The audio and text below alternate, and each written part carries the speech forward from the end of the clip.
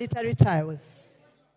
And as a user, as a mother, as a woman leader, I am greatly concerned that the price of sanitary towels and diapers is not only going to affect the mothers and the users of those items, but it's going to affect the budget of individual homes. I have interrogated the proposal of the finance bill very deeply, Madam Speaker, and I've realized that there are promises flying around. The excise duty that was proposed on sanitary towels and diapers has been removed.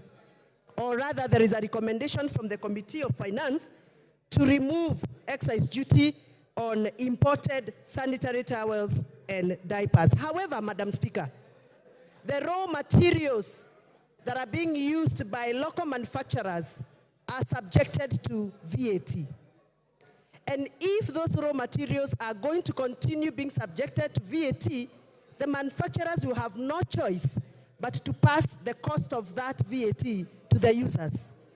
And therefore, Madam Speaker, if we do not remove VAT on raw materials that are making sanitary towels in Kenya for local manufacturers, we are still going to have expensive sanitary towels and diapers.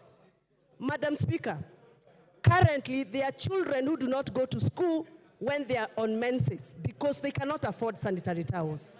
If we add extra price on cost of sanitary towels, we are going to deter lives of many girls who can become powerful women in this country. Madam Speaker, in the spirit of making laws, we cannot make laws to obscure other laws. I have gone through the finance bill proposal and have noted that there are various proposals that have been put in the finance proposal that are going to deter us from implementing the laws we have made previously in this House. Madam Speaker, in the respect of that, I note that we have agreed a proposal to amend the Data Protection Act.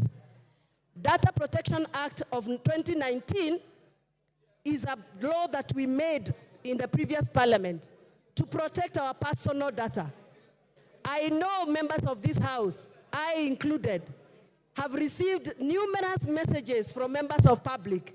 Where they got our numbers from, I don't know. Whereas we cannot blame them because maybe they are operating from a situation of pressure. It is against the law to share members' numbers. As they do that, Madam Speaker, we are protected by the law.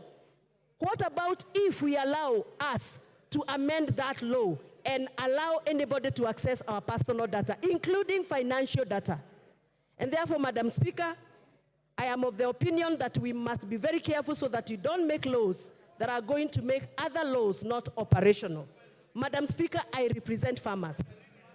And I would have been very excited to hear that just like we have given VAT exemption to the transportation of sugarcane, which I am happy about, we also provide the same provision for the farmers who transport milk, who transport avocados, who transport macadamia, tea leaves, and coffee.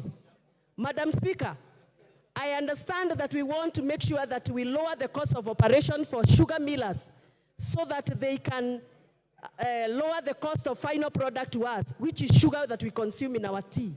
But we also consume milk, and we also want to lower the cost of production of milk so that we can have affordable a cup of tea.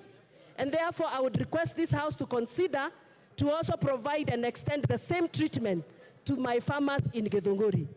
With those very many remarks that I have made and I have observed, I am still not convinced that I should support. The Honorable Member for Homa Bay.